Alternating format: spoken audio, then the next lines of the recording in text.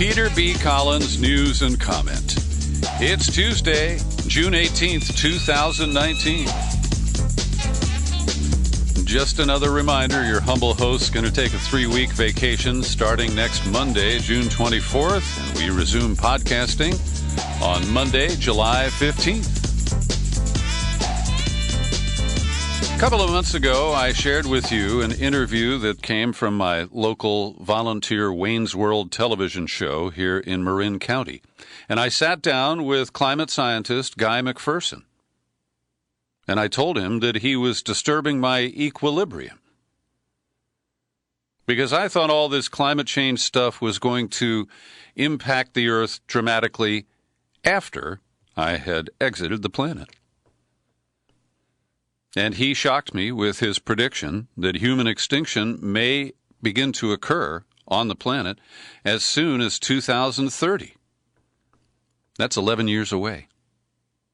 And one of the factors that led him to this dire prediction is the permafrost. And scientists who've been studying the Canadian Arctic have come up with the shocking finding that the permafrost thawing is about 70 years ahead of schedule. It's happening 70 years sooner than most scientists had predicted. The University of Alaska Fairbanks said they were astounded by how quickly a succession of unusually hot summers had destabilized the upper layers of giant subterranean ice blocks that had been frozen solid for millennia. That's thousands of years. Vladimir Malinowski, a professor of geophysics. What we saw was amazing. It's an indication that the climate is now warmer than at any time in the last 5,000 or more years. He's published a paper based on the data that he collected on their last expedition, and this was in 2016. They used a modified prop plane to visit exceptionally remote sites, including an abandoned Cold War-era radar base about 300 kilometers from the nearest human settlement. He and his colleagues said that they were confronted with a landscape that was unrecognizable from the pristine Arctic terrain they had encountered during initial visits about 10 years prior. The vista had dissolved into an undulating sea of hummocks, waist-high depressions and ponds known as thermokarst. Vegetation once sparse had begun to flourish in the shelter provided from the constant wind. It's a canary in the coal mine, said Louise Farquharson, postdoctoral researcher, co-author of the study. It's very likely that this phenomenon is affecting a much more extensive region, and that's what we're going to look at next. And this is what could accelerate the rate of warming, because the permafrost is loaded with old carbon. And as it is thawing out, it creates an ever-escalating cycle of carbon warming. And that news will not get much play. Oh, because Trump is shuffling his acting defense secretary and he's tweeting threats of a massive immigration roundup in the country next week. All diversions from the long-range view of the very real threats to human life on this planet. And so to the more mundane issues, the near-term crises. Trump has pulled the nomination of Patrick Shanahan to be the permanent defense secretary.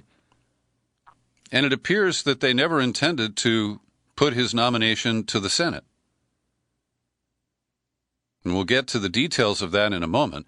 But as you may know, Patrick Shanahan was a top executive at the Boeing Company before he joined the Defense Department and was promoted when Mad Dog Mattis resigned, and then Trump fired him for resigning. You remember all that? Well, we have another military-industrial complex executive who will step up to be the acting Secretary of Defense. He is Mark T. Esper, and he used to work for Raytheon, where he was a vice president. You don't need a revolving door. when these people are burrowed into the Defense Department, the Pentagon, already. And when I first heard that Shanahan was withdrawing his name, I thought it had something to do with the bungling of the rollout of the 737 MAX, which occurred while Shanahan was at Boeing, but we haven't really seen him tied to that corporate crisis. But it turns out that there is some deep secret in the Shanahan family history that is now going public, and it's going to be painful for the family, including Shanahan's son, who about 7 or 8 years ago got into an altercation with Shanahan's now ex-wife, and he swatted his mom with a baseball bat. And the injuries were pretty severe, and Dad sat down with son, and they created some narratives of what had occurred. And the fear was that those documents would be used in a confirmation hearing and reopen these deep family wounds. Now, there's a lengthy account in the Washington Post, and you can read it if you are interested in the Shanahan family story. But if I thumbnail it for you, it's that his ex-wife is presented as a kind of an unhinged woman who attacked Shanahan and was the disturber in the family unit. And his son, who is now 25 years old, faces a reopening of the whole episode. And I don't like Shanahan. I don't have any need to defend him, but I do have compassion for that family situation. Meanwhile, as we shuffle the leadership at the Pentagon, and the war drums are getting louder, being heard in Tehran and nearby communities, the U.S. continues to bob and weave, threatening Iran while at the same time talking about talks that the Iranians won't sit still for. And Europe is really caught in the middle because they want to preserve the nuclear deal. And keep in mind that it was Trump who broke that deal. And now the headlines say that because Iran is putting pressure on the world by increasing its uranium enrichment, it's the only weapon they have, and they're using it. The situation is being described as Iran is breaking the agreement. And that's how spin and American exceptionalism work in the corporate media here, the corporate propaganda ministry, as our friend Paul Elsesser prefers me to describe it. And I also believe that the recent episode where Trump bullied Mexico into submission, threatening tariffs unless they relented on immigration issues, he thinks that makes him look strong. But it makes other nations question whether there is any point in trying to create rational agreements with the United States, because he is so irrational, so arbitrary, that no one can trust him. And the Europeans are trying to come up with this barter system so that they can trade with Iran without using currency, and that may not trigger the effort by the U.S. to force them to honor our sanctions on Iran. And that there's no real guarantee that that gambit is going to work. And each day, we see the tensions rise. Now, a statement from the president of Iran, Hassan Rouhani, a declaration that Iran will not wage war against any nation. This is in response to the U.S. deployment of another 1,000 troops. We don't know exactly where they're going in the region, probably to the Emirates. But Rouhani said in a speech broadcast live on state TV, Iran will not wage war against any nation. Those facing us are a group of politicians with little experience. Despite all of the Americans' efforts in the region and their desire to cut off our ties with all the world and their desire to keep Iran secluded, they have been unsuccessful. Now, this appears to be a statement that Iran would not engage in a first strike. It would not initiate a conflict. And the U.S. continues with a new, higher resolution video to claim that that evidence proves that Iran was trying to remove an unexploded limpet mine. Now, this is pure bullshit because, as we'll get to in a moment, Craig Murray, the retired British ambassador, makes some very good points about how you would or would not use a limpet mine. But before we get to that, Danny Serson, who was a recent guest for an in-depth interview here, has another column, this time at antiwar.com, with the headline, "Be Skeptical of Alleged Naval Provocations." He says, maybe they did, maybe they didn't. That's not the point. Even if Iran did attack a couple of tankers in the Gulf of Oman, as the Trump team assures us it did, there's no reason for war. And he cites the ugly history of America using concocted naval provocations. He talks about the Maine in Havana Harbor. He talks about the Gulf of Tonkin. And he says the point is that the United States has a sordid history of using alleged naval attacks as a rationale to embark on foolish and offensive wars. This track record alone ought to invite a healthy dose of skepticism about the official story from Washington. It doesn't mean jumping to panic conclusions and buying into conspiracy theories about false flag attacks. Now, here I separate myself from Danny because I think that there is a conspiracy, right? We don't know who launched whatever hit those tankers in the Gulf of Oman. But there is more to it than meets the eye. And so using the terms false flag and conspiracy theories are not out of bounds in my view. So he continues, let us assume then that Iran was responsible for the attacks after all. This still demands an understanding of the full context. No doubt Iran had the capability to sink the vessels, but didn't. This implies that the attacks were likely a warning to U.S. allies that, yes, America can impose brutal sanctions on Iran, but the Islamic Republic, too, can affect the global economy and the free flow of Gulf oil. After all, the U.S. is arguably engaged in a veritable economic warfare against Iran and threatening outright war on the daily. This despite the fact that Iran does not possess nuclear weapons and was, according to our own intelligence services, adhering to the nuclear deal. The problem is, Serson continues, that Americans seem inherently incapable of walking a mile in other countries' shoes and even considering the view from Tehran. And he cites the CIA toppling of the Mossadegh government in 1953, the backing of Saddam Hussein against the Islamic Republic of Iran from 80 to 88, and then, of course, our adventures in Iraq following that. Danny Serson is a bright guy. I appreciate what he has to offer. Meanwhile, Mike Pompeo doing favors for MBS, Mohammed bin Salman, the bloody de facto leader of Saudi Arabia. Pompeo has blocked the inclusion of the kingdom on a list of countries that recruit child soldiers, dismissing his experts' finding that the Saudi-led coalition has been using teenage fighters in Yemen's civil war.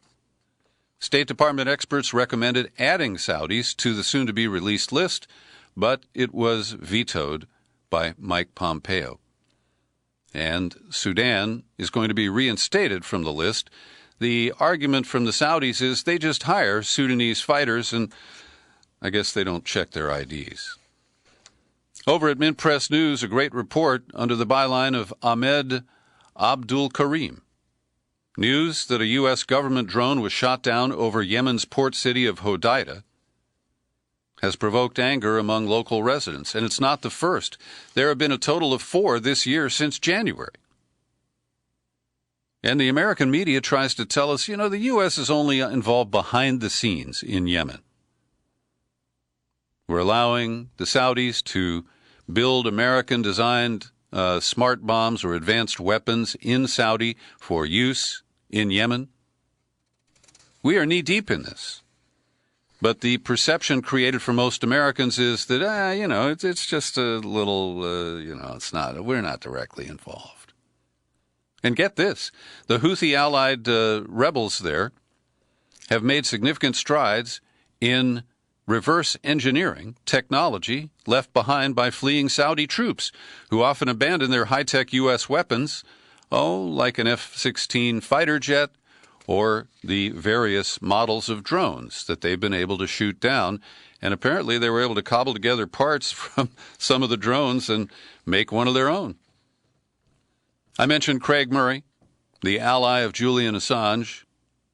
He's published again today at consortiumnews.com. And referring to the incident in the Gulf of Oman, he says the Iranians have a strange method of bomb disposal if they carry it out using unarmored personnel with as many as possible crammed into a small boat in immediate contact with the quote-unquote mine. It's also hard to understand why the alleged limpet mines would be placed 4 feet above the waterline. And this was one of my first reactions, too.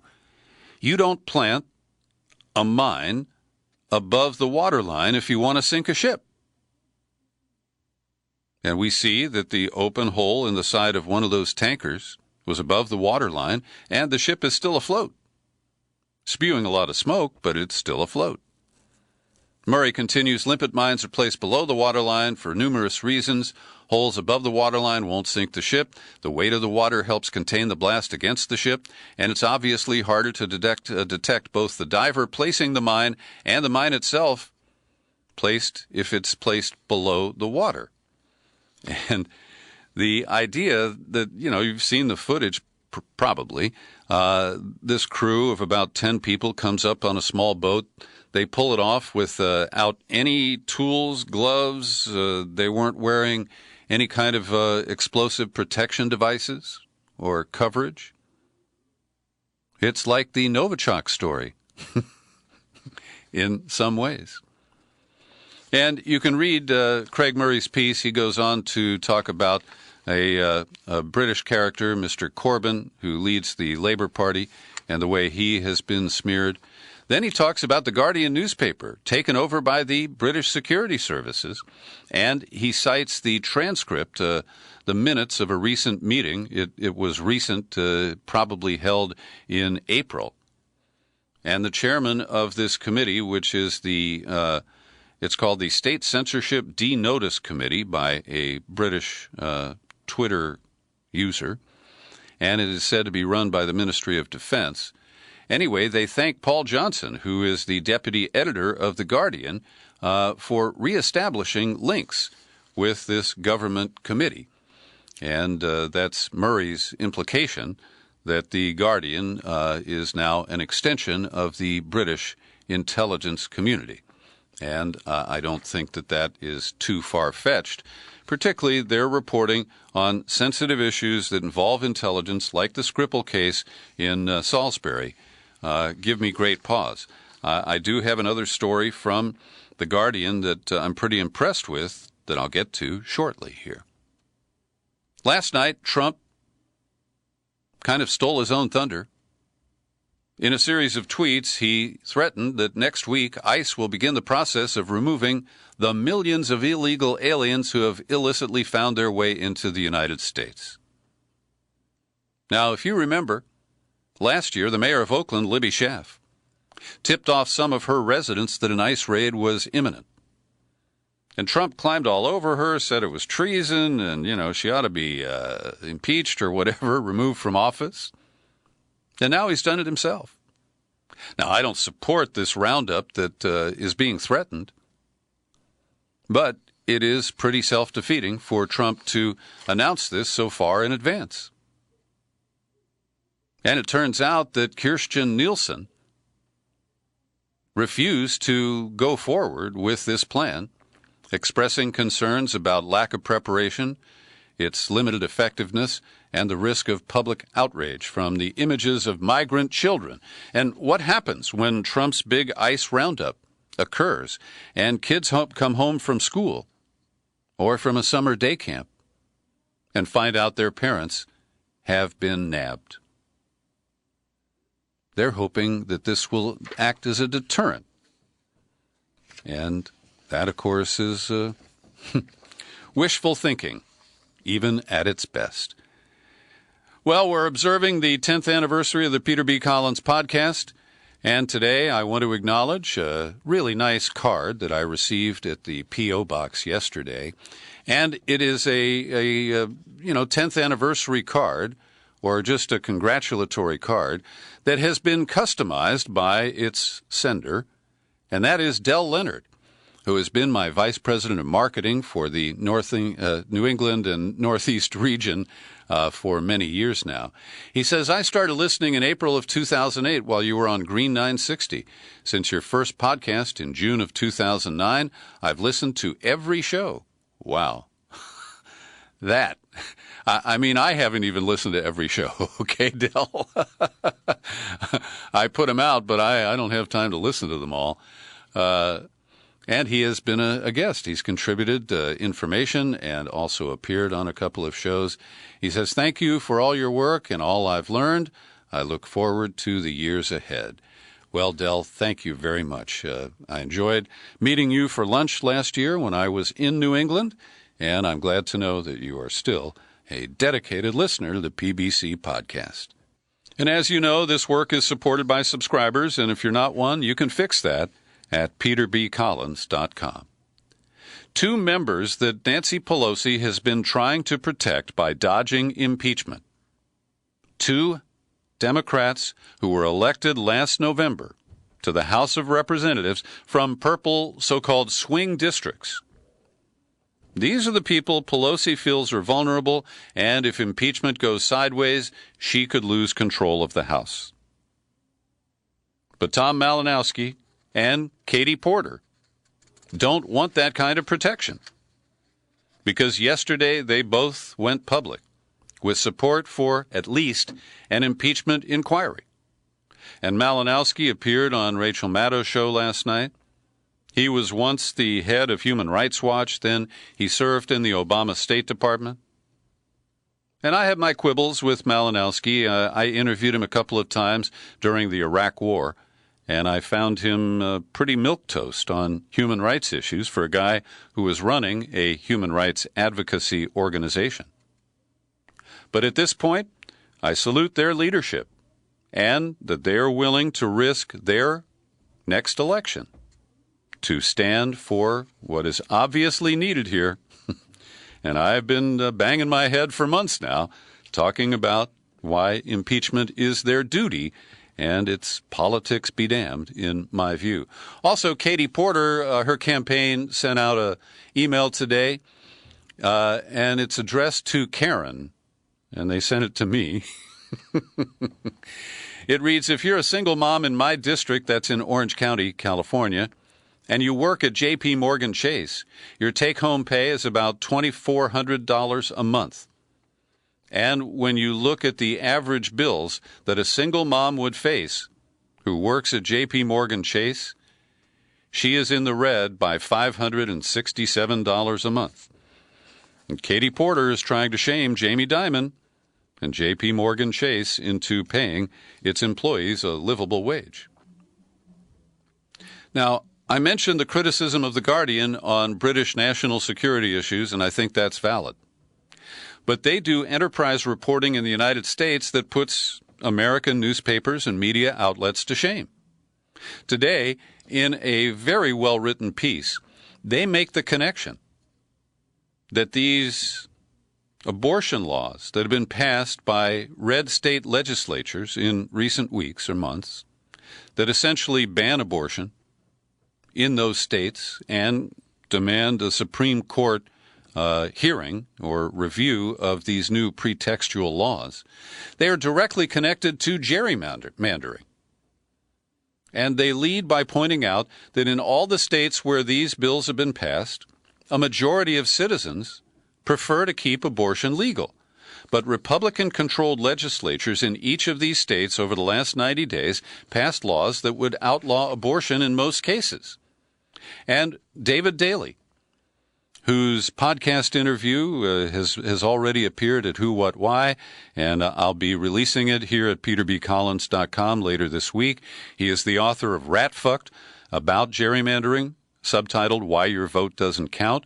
And I interviewed him about Richard Neal, who chairs the House Ways and Means Committee and who has been showered with campaign contributions and has been freely spending them. It is an interesting story. But Daley is an expert on gerrymandering, and he said this is how gerrymandering sets up minority rule that voters can't undo at the ballot box. It's very dangerous, and we need to take this very, very seriously. So when you look across the United States, 77% of U.S. voters support abortion access during the first trimester. Only 18% think it should be illegal in all circumstances.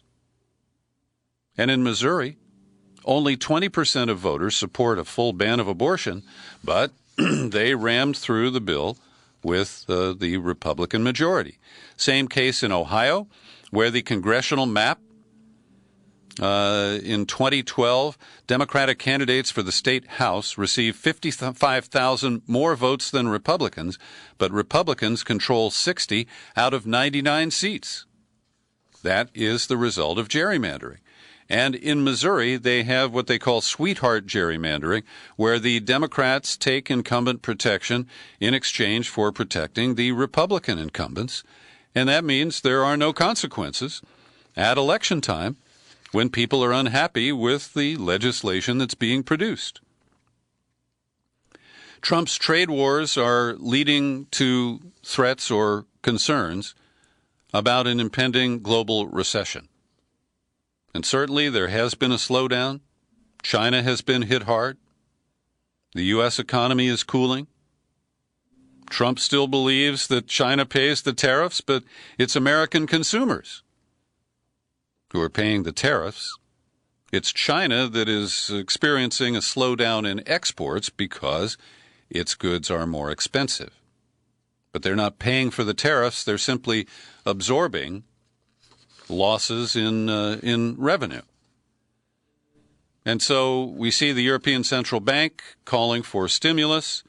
The U.S. Fed is looking at either stopping its increase of interest rates or maybe even taking them down a notch to try to offset the damage that Trump's been doing.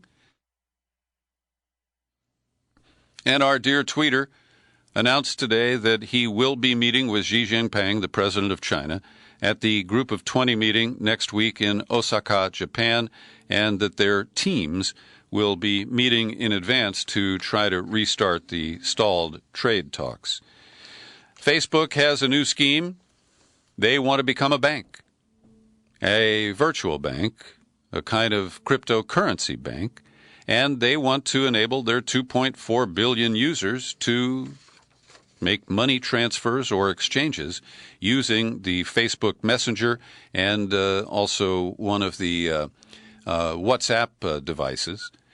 Supposed to be launched next year, and it kind of matches PayPal.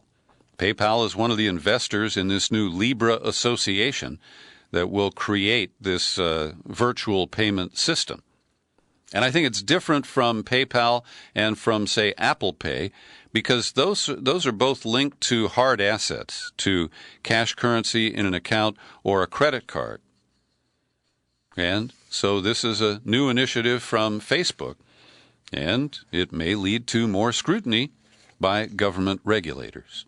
I want to recommend an op-ed in the New York Times today under the byline of Mona El-Tahawi. She is a woman who has written about many issues in the Arab and Muslim world, and she gives a real honest account of what happened to Mohamed Morsi.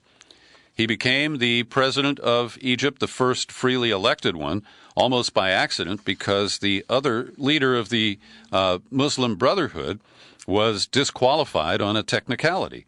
And something I didn't know, just 2 days before the second round of the 2012 presidential election that brought Morsi to power, Egypt's highest court, composed of people appointed by the predecessor strong-arm ruler Mubarak, they dissolved the Islamist-dominated parliament.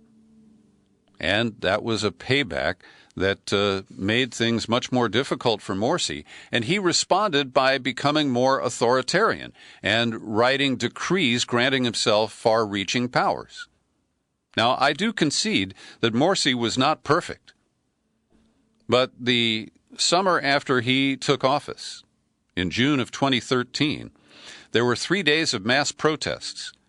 And I believe that those were stoked by nations including the United States. And it led to the coup by General Sisi, who is the current strong-arm leader of the Egyptian government.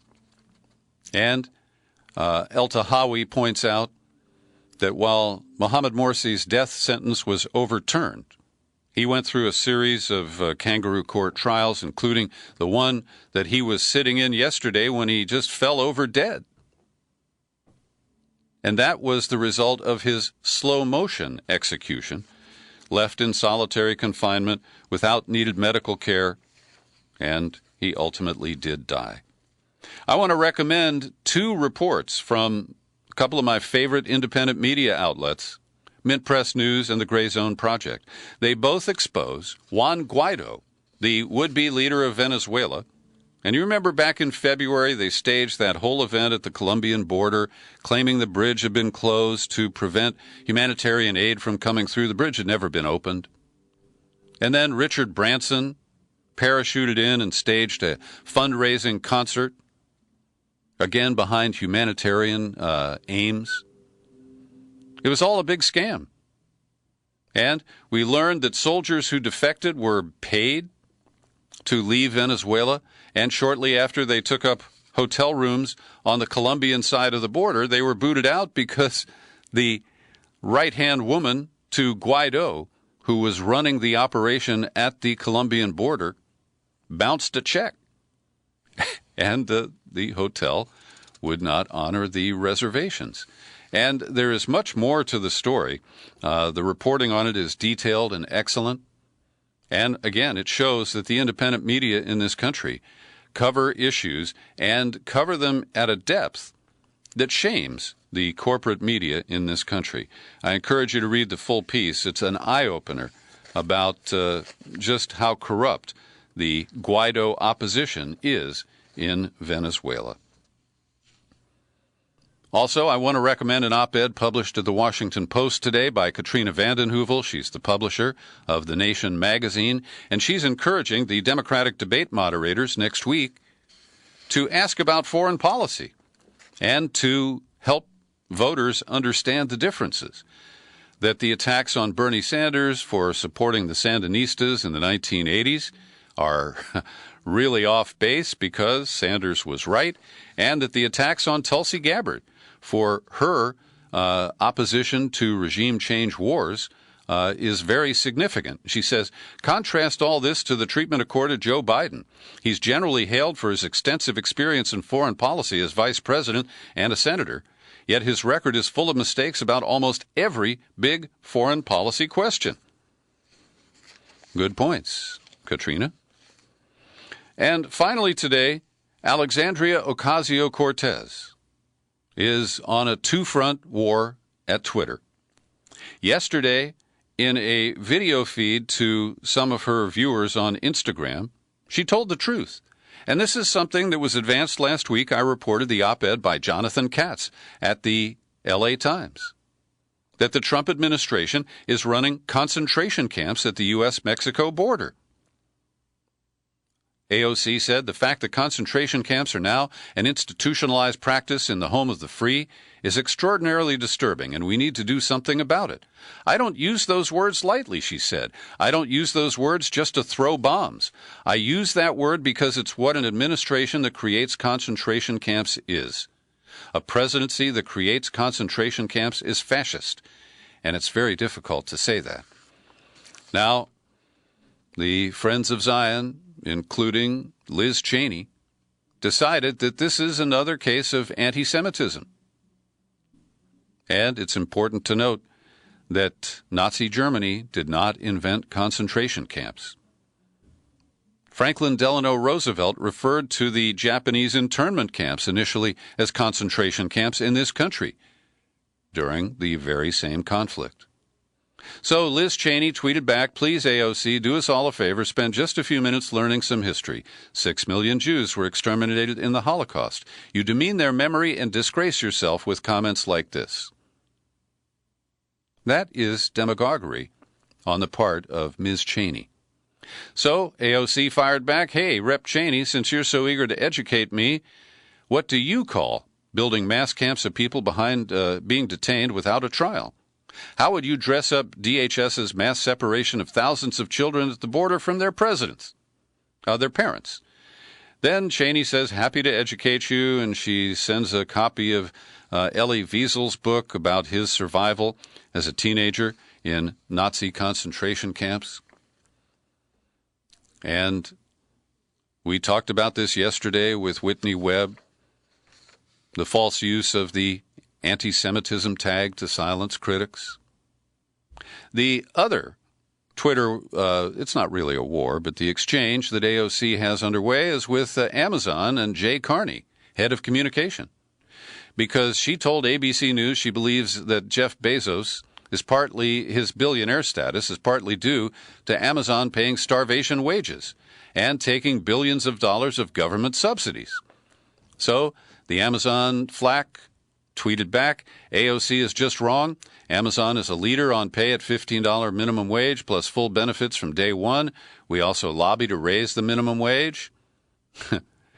Well, according to data collected by advocacy groups, Amazon has received nearly $2.5 billion in government subsidies. It's well documented that thousands of their employees have had to rely on food stamps. And there's the fact that Amazon has fought taxes that would raise money for homelessness services, and that it issues credit cards with a 28% interest rate to people with poor credit. Advantage, AOC. Thanks for listening to my daily news and comment podcast. You're free to share it with absolutely anyone. You'll find it on YouTube. And I'm Peter B. Collins.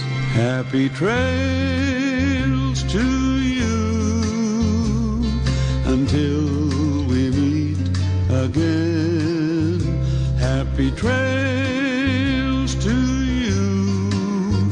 Keep smiling.